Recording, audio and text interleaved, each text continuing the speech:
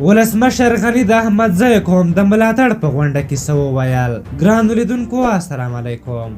د افغانستان په سطحه احمدزي یو له لویو قومونو څخه دی. د یادولو ده چې څو ورځې وړاندې یو تعداد کسانو له ډاکټر عبدالله نه خپل ملاتړ اعلان کړی و چې وروسته بیا ځینې قومي مشرانو دا د دوی شخصي پرېکړه بللې وه. خو نن د لویې جرګې په تالار کې زرګونو کسانو د یوې پرتمینې او د شور او ولولو ډکې غونډه کې له دولت ساز ټیم خپل ملاتړ اعلان کړ. په غونډه کې ولسمشر غني د نور په پرتله ډیر خوښ ښکارېده او وینا یې هم ډیر مهم او په زړه پورې ټکي درلودل چې یو څو ته یې دلته اشاره کوو. ولسمشر وایي که احمدزی شپون دی او که ولسمشر دواړه ځان برابر بولي.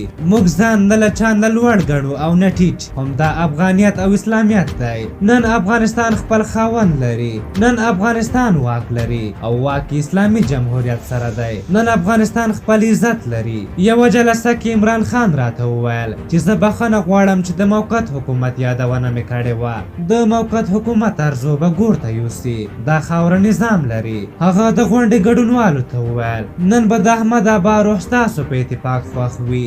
د احمد ابا وصیت دا و چې اتفاق ولرئ. بیا هم ویاړم چې دا اتفاق مو ملي اتفاق دی. ستاسو اتفاق به دا زمینه مساعده کړي چې دا ټولې ناخوالې چې تاسو یادې کړې حل شي. که تاسو د اتفاق لاس ورکړئ زه مو په قوت تر شا درېږم. ولسمشر زیاته کړه د جمهوریت اصل په څه کې دی؟ ټول پکې ځایږي په دې شرط چې د جمهوریت اصول ومنو. ټاکنې ملي وحدت دی. نن صالح صاحب تاسو ته په ښکلې پښتو وغږېده. پرون زه له پنجشیریانو سره په سوچه درې وغږېدم. یوه کتابخانه به د احمدشاه مسعود مزار کې جوړیږي چې پیسې به یې د خپلې بودیجې ورکړم. مسعود یو افغانستان غوښته او موږ هم افغانستان غواړو.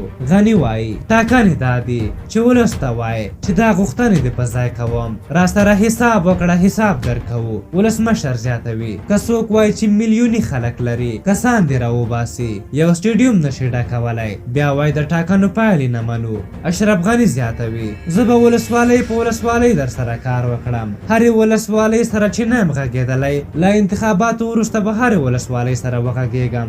زه له تاسې مننه کوم چې احمدزی قوم د نورو قومونو ترمنځ پل شوی دی. ټاکنې د څه لپاره؟ ټاکنې د دې لپاره دي هغه لاس او پښې مې چې تړلې خلاصې شي. په تړلو لاسونو مې دومره خدمت درته وکړ. دا ځل واک راکړئ چې څنګه خدمت درته کوم. ولسمشر زیاتوي ټاکنې نفاق لرې کوي او امرالله صالح درکوي. زموږ ټیم د ژمنې او حساب ورکولو ټیم دی. غني وویل د افغانستان په تاریخ کې لومړی ځل ما پاکه رایه ګټلې وه که نه؟ غني وایي ډاکټر صاحب عبدالله مې ذکر راوست چې د حکمتیار او رباني کیسې تکرار نشي. په هر حال دا و د ولسمشر غني د وینا مهم ټکي. په غونډه کې د دولت ساز لومړي مرستیال امرالله صالح هم وینا درلوده. هغه وویل چې د جمعیت حزب خلق او پرچم ګوندونو وخت تېر شوی او دا هر څه پای ته رسېدلي او یوازینی شی چې پاتې دی هغه افغانیت دی. په هر حال تاسو د ولسمشر غني د دغې وینا په هکله څه نظر لرئ؟ خپل نظرونه مو راته په کومنټ کې ولیکئ. که زموږ ویډیو مو خوښه شوې وي ضروري لایک کړئ. تر بلې ویډیو مو په لویو بخښونکي خدای سپارم. د الله په امان.